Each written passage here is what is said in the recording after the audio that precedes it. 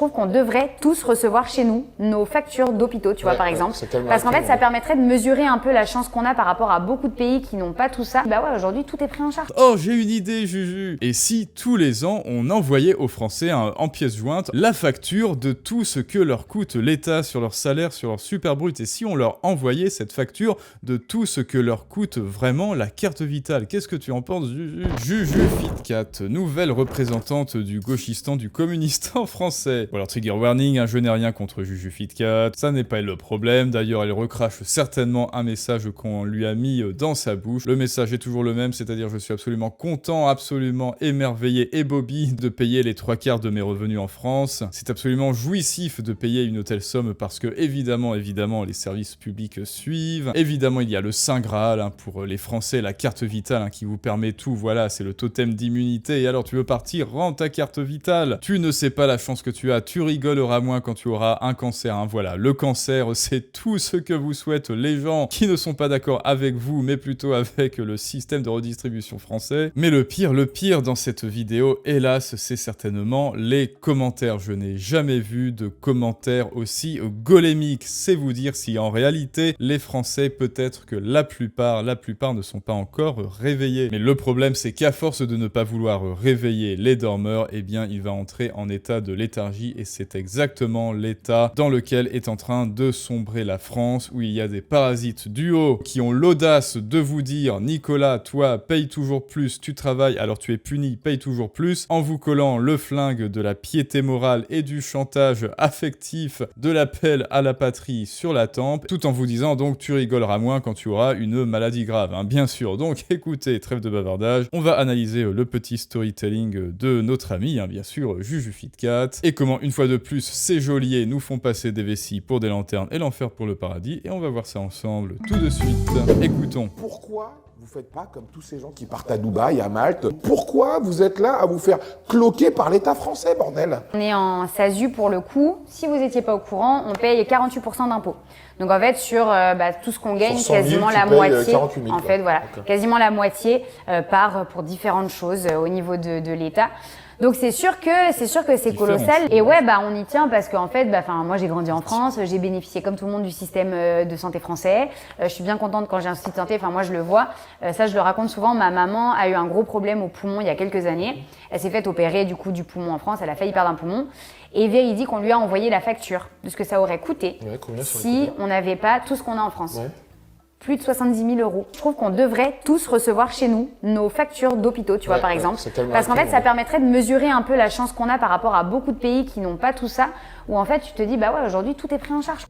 Oui, tout le monde devrait recevoir la facture de ce que lui coûte cette opération, cette malheureuse opération du poumon de sa maman. Alors j'espère que sa maman va mieux, bien sûr. Force à elle, bien sûr, comme disaient les jeunes, et oui, on devrait tous recevoir cette facture pour voir combien cela nous coûterait sans le gentil État français, sans la gentille carte verte. Oh, j'ai une idée, Juju. Et si, petite idée, hein, et si tous les ans, on envoyait aux Français en pièces jointes, en plus de ça, si on leur envoyait la facture de tout ce que leur coûte l'État sur leur salaire, sur leur super brut, et si on leur envoyait cette facture de tout ce que leur coûte vraiment la carte vitale? Qu'est-ce que tu en penses, Juju? Et devine quoi, peut-être que pour la plupart des gens, peut-être que pour la plupart des travailleurs, en réalité, ils ont payé beaucoup plus de 70 000 €. Bon, bien évidemment, vous l'avez vu, hein, là, il y a de nombreux sophismes, de nombreux biais. Déjà, il y a une sorte de dette affective. L'État vous fait croire à une dette morale sans échéance, sans cesse renouvelée, une sorte d'emprunt affectif à taux variable. Ça s'appelle le sophisme de la dette perpétuelle, et c'est un sophisme, évidemment, puisque l'État français l'utilise, c'est un sophisme qui est extrêmement pernicieux. Tu as reçu quelque chose, tu as reçu des clopinettes, donc tu es dans la dette de manière éternelle. Et pour ceux qui s'en rappellent, on avait déjà traité ça, hein, on avait demandé à ChatGPT quel stratagème mettrait en place le diable pour nous faire rester en enfer. Eh bien, il mettrait en place une dette perpétuelle. Je t'ai nourri, je t'ai logé, je t'ai blanchi, j'ai pris soin de ta santé, tu ne peux pas me quitter. Et comme ça, eh bien, vous êtes pieds et poings liés jusqu'à votre mort. Et c'est exactement ce qui se passe dans le film Le Truman Show. C'est exactement ce qui se passe dans le film Quasimodo entre Quasimodo et Frollo, quoi, voilà. C'est une forme d'appel à la culpabilité. quoi, tu oses remettre en question l'État français, celui qui t'a nourri, celui qui t'a éduqué, celui qui a pris soin de toi dans ton malheur, celui qui t'a donné le RSA, celui qui t'a donné l'AAH, celui qui t'a donné tes arrêts maladie comme ça, de manière gracieuse, parce que l'État français est un homme bon. Une sorte donc de chantage affectif public à l'échelle nationale, et on est tous pris dedans avec une chaîne en or. Et forcément, ce genre de sophisme de la dette perpétuelle, ça entraîne plusieurs effets pervers. Déjà, on rend impossible toute critique de l'ordre établi, de ce superbe ordre de la redistribution des richesses. Redistribue 70% de ton super brut, Nicolas, tu n'es pas d'accord, espèce de facho. Comment ça, Nicolas, 30 ans, tu refuses d'aider Jean-Kévin, 39 ans, à jouir de son droit à la paresse, là, pendant ses 6 arrêts maladie consécutifs? C'est ce même raisonnement qui voudrait que parce qu'un pompier vous a sauvé d'un incendie un jour, alors vous devriez rester à sa caserne, cloîtré toute votre vie. Tout ça, tout cet état mis en place, toute cette fraude à l'échelle nationale pour un serpent qui se mord la queue, en fait. Voilà, une dette affective, une boucle affective infernale. Tu dois parce que tu es né en France, donc voilà, tu es né dans le péché, et dès ta naissance, dès votre naissance, je l'ai vu en commentaire dans une de mes vidéos, alors, Nicolas, où est-ce que ta maman a accouché, dans quel hôpital public? Ah voilà, tu dois à l'État, vous voyez? Moi, Nicolas, jeune cadre dynamique, je suis dans le péché depuis ma naissance. L'État français, donc le seul pays au monde où on vous exhorte de remercier vos geôliers parce qu'ils vous ont laissé le privilège de les avoir payés. Et d'ailleurs, elle en parle, Juju Fitcat, elle en parle directement. Je me rappelle plus. Donc en fait, sur tout ce qu'on gagne, Sur 100 000, quasiment tu la payes, moitié. 48 000, En fait, voilà, okay. quasiment la moitié. Ou alors, ils sont en SASU, donc 48%, effectivement, mais plus les charges, plus la TVA, plus... enfin bon, c'est pas eux qui la payent, mais plus les autres taxes, voilà. Plus les autres taxes, plus eux, s'ils se versent un salaire, plus des dividendes peut-être. C'est pas que 48%, sinon tout le monde serait en SASU, bien sûr. Non mais vous vous rendez compte d'ailleurs de ce que je viens de dire, tout le monde serait en SASU, bien sûr. C'est-à-dire que 48% d'impôts, ce serait considéré comme un privilège. Mais il n'y a qu'en France qu'on pense comme ça, vous voyez. Ça nous atteint tous. Au niveau de l'État. Donc c'est sûr que c'est colossal. Et ouais, on y tient parce qu'en fait, moi j'ai grandi en France, j'ai bénéficié comme tout le monde du système de santé français. Voilà, la litanie, le psaume que l'État français lui susurre à l'oreille, tu es né dans le péché. N'oublie pas que tu es né dans un hôpital public, dans une clinique. N'oublie pas que c'est un obstétricien payé avec tes impôts qui t'a sorti de là, du ventre de ta mère. Donc tu nous es éternellement redevable. Et si tu veux quitter ce système, alors tu es éternellement damné, Juju Fitcat. Et donc, bien sûr, j'y tiens, vous inquiétez pas. J'y tiens, moi aussi, j'ai grandi en France. Je suis bien contente quand j'ai un souci de santé, moi je le vois. Ça, je le raconte souvent, ma maman a eu un gros problème au poumon il y a quelques années. Elle s'est fait opérer du poumon en France, elle a failli perdre un poumon.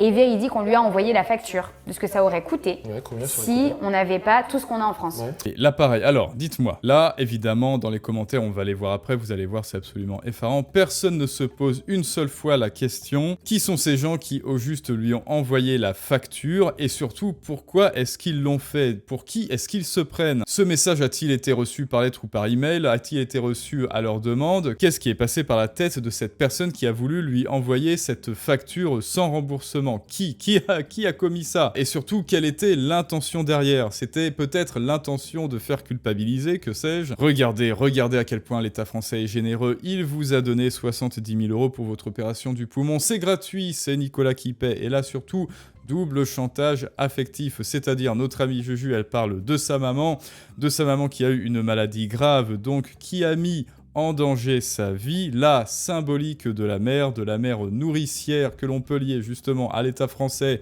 c'est-à-dire cette espèce de femme complètement obèse et acariâtre qui nous fait du chantage affectif. On espère que la maman de Juju va bien, tout ça. Bon rétablissement, on l'a déjà dit, mais moi je vous parle de la symbolique de la mère. Juju nous parle de sa mère, alors c'est un totem d'immunité. Je parle de ma maman, alors dans mon storytelling, là elle fait son petit storytelling de sa maman qui est malade, alors si tu t'opposes à moi, si tu t'opposes à mon idée, alors tu t'opposes à ma mère, alors tu t'opposes à la vie, alors tu t'opposes bien sûr à l'État français. Et donc, si tu t'opposes, Nicolas 30 ans, à l'État français et à ses gabegies et au fait qu'il te prend presque tout ton argent à chaque fin de mois, alors tu t'opposes à ma maman qui a eu un problème de santé grave. C'est ça le sophisme du chantage affectif et de la dette perpétuelle qui est mis en place par l'État français en statu quo de manière implicite, avec à sa botte, à sa solde des petits agents agents qui viennent vous parler de leurs mamans qui ont eu des cancers du poumon, des trucs au poumon, et qui vous disent droit dans les yeux, le système français a sauvé ma chère mère, a sauvé ma chère maman, mais qu'est-ce que vous voulez dire à ça? C'est exactement la stratégie parfaite que mettrait en place le diable pour vous faire rester en enfer. Regarde, j'aide les gens. Et donc si je m'abuse, c'était 70 000. Plus de 70 000 euros. Voilà. Je trouve qu'on devrait tous recevoir chez nous nos factures d'hôpitaux, tu vois, par exemple.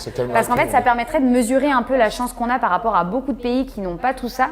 Vous avez de la chance, les Français, vous avez de la chance. Eh bien, comme je te l'ai dit, Juju FitCat, dis-moi, moi je suis pour que les Français reçoivent tous les années, eh bien, une autre facture qui est, dis-moi, la somme de tout ce qu'ils ont cotisé pour la carte verte, pour la carte vitale, pour la CPAM plus la mutuelle, pour qu'ils puissent se rendre compte de tout l'argent qu'ils auraient économisé s'il n'y avait pas toutes ces gabegies sur leur super brut. Pour prendre conscience de tout cet argent que l'État leur prend chaque mois sur leur salaire et qu'ils auraient pu épargner si la CPAM et les autres cotisations étaient optionnelles. Et devine quoi? Eh bien, Nicolas, 30 ans, jeune cadre dynamique, allez, on va dire qu'il a 2200 en net, ou alors, allez, soyons fous, il a eu une prime, c'est 2500 net, hein, voilà, 2500 net, ce qui veut dire qu'il gagne, ce qui veut dire que tu gagnes, Nicolas, 3250 brut, donc là déjà, il y a un problème, où sont passées les 1000 balles, ce qui signifie qu'en totalité, depuis ton super brut, Total Santé CPAM, donc cotisation salariale 24 balles et cotisation patronale 422 € pour un total de presque 450 €. 450 € par mois. Et tu travailles depuis tes 25 ans, disons, Nicolas, hein, et tu vas finir, eh bien, ta superbe carrière à 65 ans parce que Manu, qui a été élu président pour l'éternité ou au moins pour 100 ans pour les 100 prochaines années, il a dit, voilà, la retraite à 65 ans si vous êtes sage. Ce qui te fait en tout et pour tout, Nicolas, 40 annuités à remplir pour Bernard le Boomer, pour continuer de remplir la panse de Bernard le Boomer en Costa Croisière. Ce qui fait par an juste pour la CPM, hein, juste pour la CPM, hein, tu sais, cette fraude, cette assurance santé bas de gamme, déjà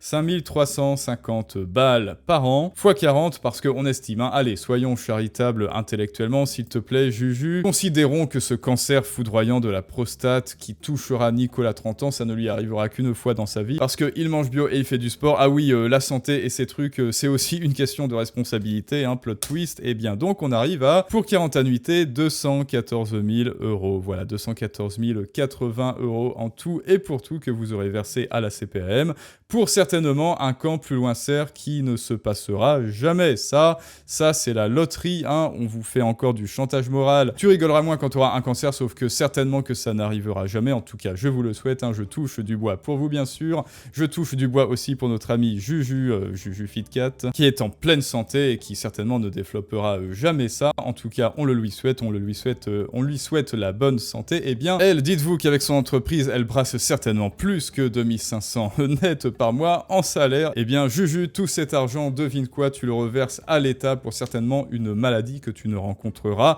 absolument jamais. Au petit bonheur, la chance. Voilà, c'est gratuit. C'est gratuit. Merci l'État, merci pour tout ce que vous avez fait pour moi. Allez, hop, 2 millions. 2 millions juste pour la santé, voilà. 2 millions juste parce que je suis en excellente santé, merci. Et donc, c'est ça, les amis, l'effet absolument pervers de ce sophisme de la dette perpétuelle. Refusez dorénavant de jouer ce jeu. Refusez de vous soumettre à cette boucle infernale du Frankistan, de Gauchotopia, de la dette perpétuelle de la CPAM. Et un dernier truc, Juju FitCat, tu as 30 ans, tu es en bonne santé, et ben devine quoi, pour 150 € par mois, tu as le droit à une sécurité sociale premium, hein. Donc là, on est très loin de la CPAM. De toute façon, la CPAM, ça ne suffit pas, tu dois avoir une mutuelle à 50 balles par mois pour être vraiment couverte. Tu as le droit pour 150 € par mois, toi, à 30 ans, c'est-à-dire pour presque 3 fois moins à une mutuelle, à une assurance, à une sécurité sociale premium, internationale, tout pris en charge, tout all-inclusive. Quand plus loin serre, maladie des poumons, brancard, hôpital, obstétricien,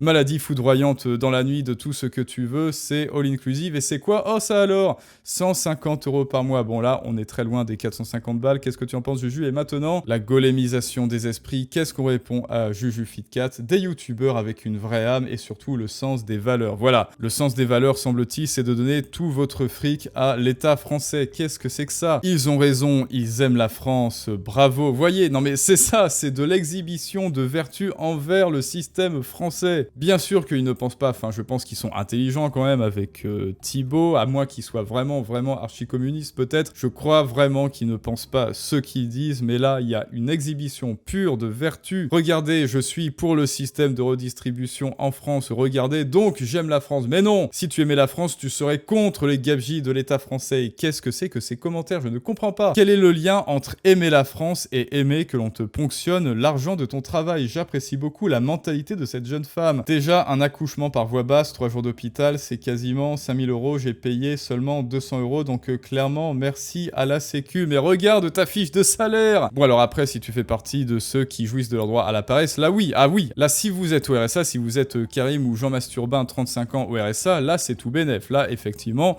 vous avez un problème des poumons parce que vous avez une hygiène de vie complètement lamentable, vous fumez, vous buvez, vous faites je sais pas quoi de votre vie, vous mangez des saloperies, de la bouffe industrielle complètement dégueulasse, et en plus l'État doit prendre votre santé en charge, c'est ça le comble du comble, mais bon, c'est gratuit, c'est Nicolas qui paie. Une belle mentalité, un vrai sens des valeurs et une simplicité qui fait du bien. La France est un pays merveilleux, mais je ne comprends pas qui ose écrire ça, à quel point les gens, vous voyez, ils sont matrixés, comme on dit. Pour les Français, semble-t-il, la belle mentalité, c'est ne pas s'opposer au système, c'est ne pas s'opposer au gabegie, c'est de jouer le jeu de cette dette perpétuelle, c'est d'exhiber sa vertu publiquement aux yeux de tous, et c'est de sourire, parfois de rire et de dire que l'État est un homme bon, alors que celui-là même leur colle sous la gorge le couteau aiguisé du chantage affectif. Je suis d'origine maghrébine et je veux dire merci à la France de m'aider, le plus beau pays du monde. Bon là, allez, hein, on va arrêter. Dites-moi ce que vous en pensez les amis de tout ça. Bien sûr, c'est à vous de me dire est-ce que vous êtes pour ce système de redistribution. N'attaquez pas JujuFitCat, attaquez s'il vous plaît plutôt le système de redistribution à la française, hein, ce super État qui est vraiment une personne sur le cœur, qui a des valeurs. Et n'oublie pas que si toi tu as un message à faire passer, de la valeur à apporter au monde, une expertise à transmettre, mais que tu ne sais pas comment t'y prendre, tu ne sais pas te faire comprendre, eh bien d'autres le feront à ta place et comme tu le vois, ils mettront en valeur et ils glorifieront le saint État français pendant que toi tu resteras ignoré dans l'ombre un jour de plus avec tes idées. Donc s'il te plaît, va voir la masterclass en description. C'est la première étape pour apprendre à te faire comprendre, à persuader les autres, à vendre tes idées. Et à très bientôt comme d'habitude pour un prochain storytelling du monde moderne, mais ça, c'est une autre histoire.